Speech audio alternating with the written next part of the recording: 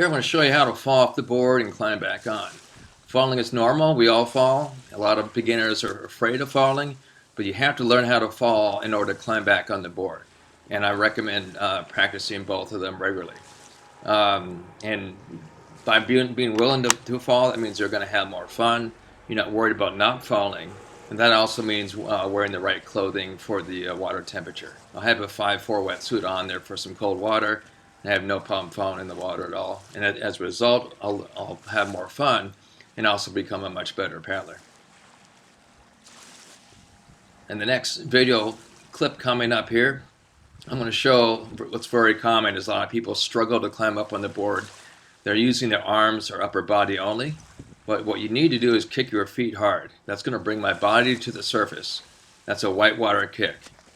And that's going to help me while pulling and kicking to climb up on the board.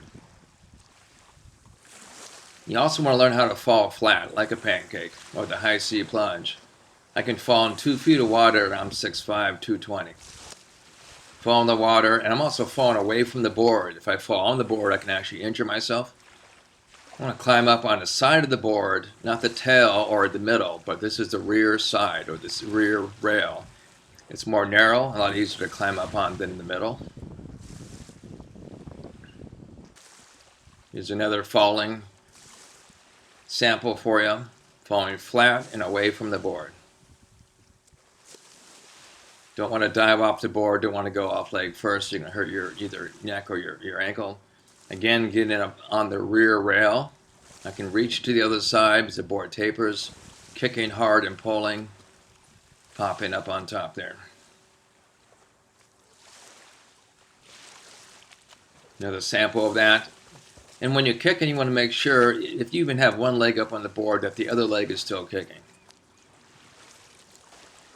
Climbing on the middle of the board is the hardest, widest section of the board to climb on. I actually don't recommend it. Particularly on inflatables, it's going to be very difficult.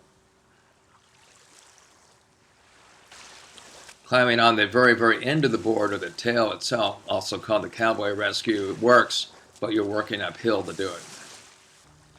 Another perspective of that, you can see how that board pops up. Now you're actually climbing uphill. So it's much more difficult to get on.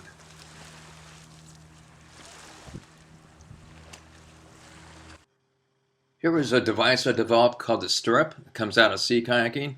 I have a long knotted rope hanging from the handle with a loop at the end.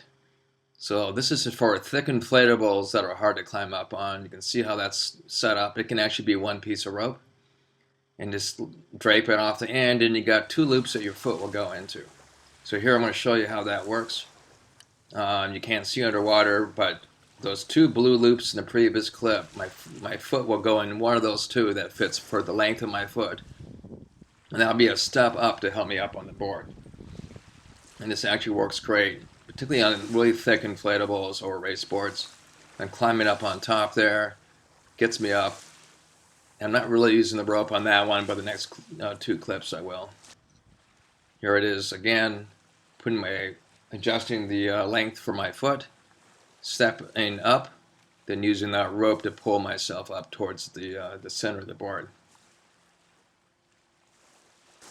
And one more time for another angle, putting the foot in the loop. I'll be stepping up, pulling myself up. This actually works great. We worked with many students on this in all conditions, including whirlpools. In this one, I'm going to stick the handle of my paddle into the cloth handle of an inflatable. It works great. I'm going to put my foot now on the left of the, on top of the paddle. Use the right foot to kick to help myself up. Here's another angle here. It doesn't work on hard boards because hard boards don't have the cloth handle, and we actually broke a paddle trying. But it works great if you have a cloth handle to attach the paddle to.